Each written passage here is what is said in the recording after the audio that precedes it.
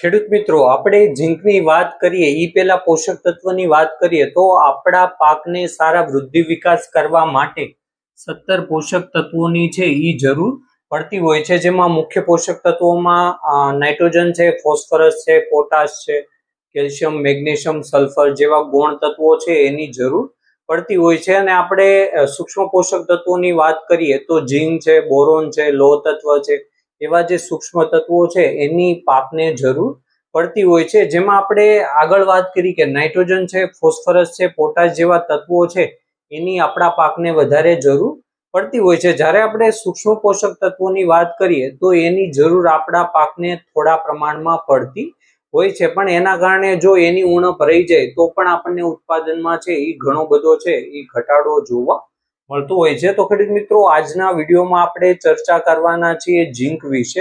હવે ખેડૂત મિત્રો, ઝીંકના તમે ફાયદાની વાત કરીએ તો ઝીંક છે એ ઓક્સિનનું નિર્માણ કરે છે, મતલબ આપણા પાકની લંબાઈ વધારવા માટે આપણા જે પાન હોય એ સારી રીતના વિકાસ કરે, મોટા થાય, એના માટે જે ઓક્સિન છે એનો મહત્વનો ફાળો હોય છે. અને ઓક્સિનનું નિર્માણ કરવામાં ઝીંક છે એ ખૂબ જ અગત્યનું છે. બીજી વસ્તુ, અત્યારે ઘઉંની વાત કરીએ તો ઘઉંમાં સારા ફૂટાવ માટે, મતલબ જે એની ફૂટ છે એ વધે, સારો વૃદ્ધિ વિકાસ થાય, એના માટે પણ છે એ ઝીંક ખૂબ અગત્યનું છે. અને જ્યારે આપણે કઠોળ વર્ગના પાકની વાત કરીએ તો અત્યારે ચણાનું હોય, જેને ચણાનું વાવેતર હોય, ચણાના પાકની વાત કરીએ તો એ પાક સારી રીતના નાઇટ્રોજન લઈ શકે એના માટે પણ છે એ ઝીંક ખૂબ જ અગત્યનું છે. સાથે સાથે મૂળના સારા વિકાસ માટે, ફૂલને ખરતા અટકાવવા માટે અને અગત્યના જે બીજા ઘણા બધા ફાયદા છે એ ઝીંકથી થતા હોય છે. અને ખાસ કરીને એમિનો એસિડ, પ્રોટીનનું નિર્માણ કરવા માટે પણ ઝીંક છે એ ખૂબ જ અગત્યનું છે. તો ખેડૂત મિત્રો, આજના વિડીયોમાં આપણે ચર્ચા કરવાના છીએ કે ભાઈ ઝીંક વાળા ખાતર આપણે નાખીએ છીએ તો એ પહેલા આપણે કઈ કઈ બાબતો છે જેનું આપણે ધ્યાન રાખવું જોઈએ, એ બધા વિષય પર આપણે આજે ચર્ચા કરવાના છીએ. તો ખેડૂત મિત્રો, આપણી સાથે છેલ્લે સુધી જોડાઈ રહેજો અને જો આપણી ચેનલ પર નવા હોય તો આપણી ચેનલને સબસ્ક્રાઇબ પણ કરી દેજો.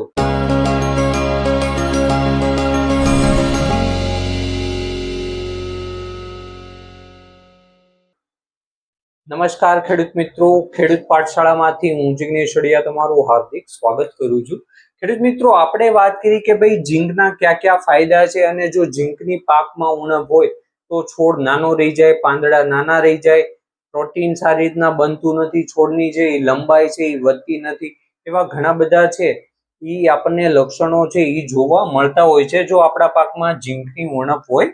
તો આપણે વાત કરી કે આ એક સૂક્ષ્મ પોષક તત્વ છે અને આના ઉણપથી અને આના કયા કયા ફાયદા છે એની આપણે વાત કરી. હવે બીજી વાત કરીએ જમીનની પીએચ. ખેડૂત મિત્રો, જ્યારે પણ આપણે ઝીંક વાળા ખાતર નાખીએ અને આપણી જમીનની પીએચ 7 થી ઉપર હોય, 7.5 કરતા વધારે હોય તો આપણો પાક છે એ ઝીંક લઈ શકતો નથી. એનું કારણ એ છે કે જ્યારે પીએચ વધે ત્યારે આજે આપણે ઝીંક ખાતર નાખીએ એ બીજા સાથે મળીને પાણીમાં અદ્રાવ્ય થઈ જતો હોય છે, એટલા માટે પાક છે એ લઈ શકતો નથી. હવે ખેડૂત મિત્રો, વાત કરીએ શિયાળુમાં. શિયાળુ ઋતુ હોય, ઠંડીનું પ્રમાણ વધારે હોય, ત્યારે આપણો જે પાક હોય એનો મૂળ છે એનો સારી રીતના વિકાસ થતો નથી. બીજી વસ્તુ એ કે જ્યારે પણ આપણે શિયાળુ ઋતુમાં માની લો કે આપણે પાયામાં ઝીંક સલ્ફેટ ખાતરનો ઉપયોગ કર્યો તો એ છે એ આરામથી આપણો છોડ છે એ લઈ શકતો નથી. અને બીજી વસ્તુ એ કે ઘણા બધા જે સૂક્ષ્મ જીવો છે એની પ્રક્રિયા પણ આવી જ્યારે ઠંડીની ઋતુ હોય ત્યારે ઓછી થતી હોય છે. એટલા માટે ઠંડીની ઋતુમાં આપણે બને ત્યાં સુધી ટ્રાય કરીએ કે ભાઈ આપણે છંટકાવ દ્વારા ઝીંક સલ્ફેટ છે અથવા ચિલેટેડ ઝીંક છે અથવા કોઈ લિક્વિડ ઝીંક છે એનો આપણે ઉપયોગ કરીએ તો એ છે એ પાક સારી રીતના લઈ શકે. ને આપણે પાયામાં ઉપયોગ કરતા હોય તો આપણે થોડા પ્રમાણમાં ઝીંક સલ્ફેટ અથવા બીજા કોઈ ઝીંક વાળા ખાતરો છે એનો ઉપયોગ કરવો જોઈએ, કેમ કે ઠંડીની વધારે પડતી ઋતુ હોય ત્યારે પાક છે એ જમીનમાંથી ઝીંક છે એ સારી રીતના લઈ શકતો નથી. બીજી વસ્તુ છે સ્થાયી, ઇમોબાઇલ. કેમ કે હવે વાત કરીએ કે જ્યારે આપણે ઝીંક નાખીએ ત્યારે અહીંયા ઝીંક હોય તો મૂળ જ્યાં સુધી પહોંચશે, મતલબ ઝીંક સુધી મૂળ પૂગશે તો જ એ ઝીંક લઈ શકશે. બીજો એ છે કે ઘણો બધો છે એ પાણી દ્વારા ઝીંક છે એ ઉપર જતો હોય છે. હવે જે નીચેના પાંદડા છે એ સારી રીતના પ્રકાશ સંશ્લેષણની ક્રિયા કરી શકે છે, કેમ કે એની જે મતલબ સાઈઝ હોય એ મોટી હોય છે, એટલે એ વધારે પ્રકાશ સંશ્લેષણની ક્રિયા કરતા હોય છે. એટલે જે નીચેના પાંદડા હોય એને આરામથી છે એ ઝીંક મળી જાય છે, પણ જે ઉપરના પાન છે એ પ્રકાશ સંશ્લેષણની ક્રિયા એટલી બધી કરતા નથી, એટલા માટે ત્યાં સુધી છે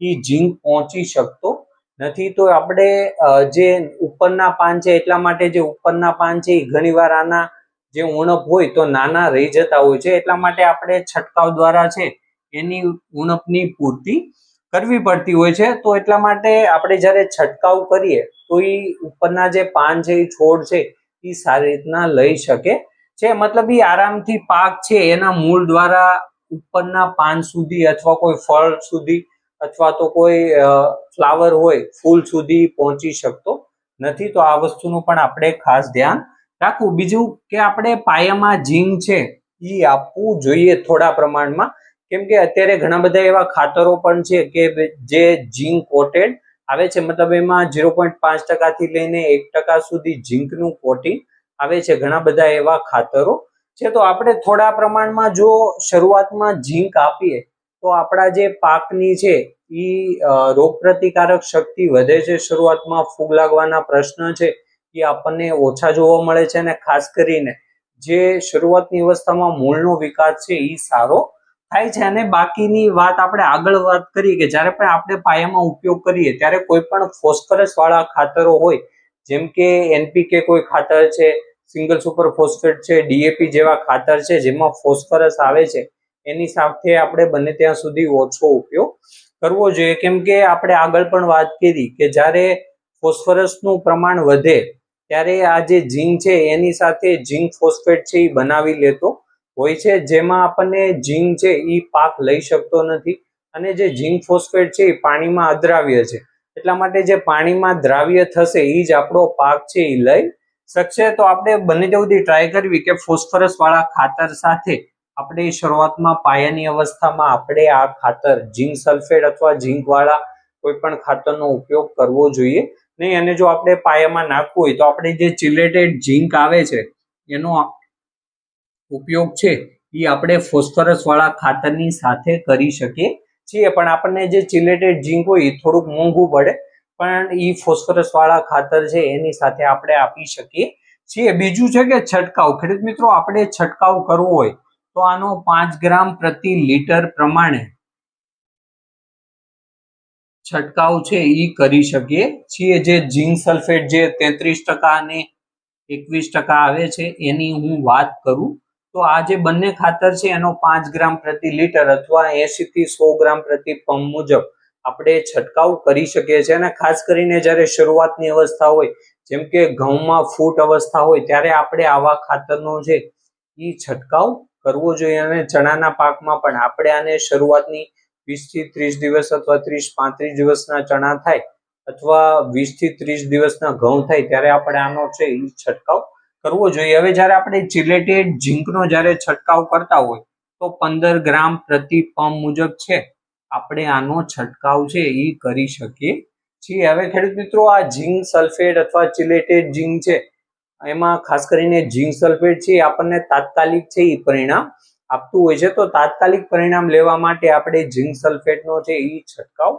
કરી શકીએ છીએ. હવે વાત કરીએ ચિલેટેડ ઝીંક, તો જેમ આપણે વાત કરી કે શરૂઆતમાં આપણે પાયાના ખાતરોમાં ઝીંક સલ્ફેટ જેવા જે ખાતરો છે એનો ફોસ્ફરસ વાળા ખાતર સાથે ઉપયોગ ન કરી શકીએ તો એની જગ્યાએ આપણે આ ચિલેટેડ ઝીંક છે એનો આપણે ઉપયોગ કરી શકીએ છીએ. બીજી વસ્તુ એ કે બધી સિઝન આપણે હરેક સિઝનમાં આ જે સૂક્ષ્મ પોષક તત્વો વાળા જે ખાતર આવે છે એની જરૂર આપણે નાખવાની જરૂર પડતી નથી, કેમ કે આપણા પાકને ઓછા પ્રમાણમાં જે સૂક્ષ્મ પોષક તત્વોની જરૂર પડતી હોય છે. તો આપણે બધી સિઝનમાં આવા ઝીંક સલ્ફેટ અથવા ફેરસ સલ્ફેટ જે ખાતરો છે એ આપણે નાખવાની છે એ જરૂર પડતી નથી. બીજી વસ્તુ છે કે ઉણપ. જ્યારે ઝીંકની ઉણપ હોય ત્યારે આના કેવા લક્ષણો હોય છે, તો આપણે આગળ વાત કરી કે ભાઈ આ ઘઉંનો પાક હોય તો એનો જે ફૂટ હોય એ સારી રીતના થતી નથી, એની લંબાઈ વધતી નથી, પાન નાના રહી જાય છે, અથવા પાન છે એમાં વચ્ચે ભૂખરા રંગના જે ડાઘા છે એવા પડવાના પ્રશ્ન આપણને જોવા મળતા હોય છે જો આપણા પાકમાં ઝીંકની ઉણપ હોય તો ખેડૂત મિત્રો જ્યારે પણ આપણે ઝીંક વાળા ખાતરોનો ઉપયોગ કરીએ, જો છંટકાવમાં આપણે કરતા હોય તાત્કાલિક રિઝલ્ટ આપણે જોતા હોય તો આપણે ઝીંક સલ્ફેટનો ઉપયોગ કરી શકીએ છીએ. અને જો પાયામાં આપણે ફોસ્ફરસ વાળા ખાતર નાખતા હોય તો એની સાથે આપણે ચિલેટેડ ઝીંક છે એનો પણ ઉપયોગ કરી શકીએ છીએ. અને જે લિક્વિડ ઝીંક આવે છે એનો પણ આપણે છંટકાવ કરી શકીએ છીએ. પણ છંટકાવમાં આપણે ઝીંક સલ્ફેટનો છે એ ઉપયોગ વધારે કરવો જોઈએ, એના પણ સારા પરિણામ મળે છે. ધન્યવાદ ખેડૂત મિત્રો. જો વિડીયોમાં માહિતી પસંદ આવી હોય તો વિડીયોને લાઈક કરો, શેર કરો અને આવી જ ખેતીને લગતી માહિતી માટે આપણી ચેનલને સબસ્ક્રાઇબ કરો. ફરી મળીશું એક નવા વિડીયો સાથે. જય જવાન, જય કિસાન.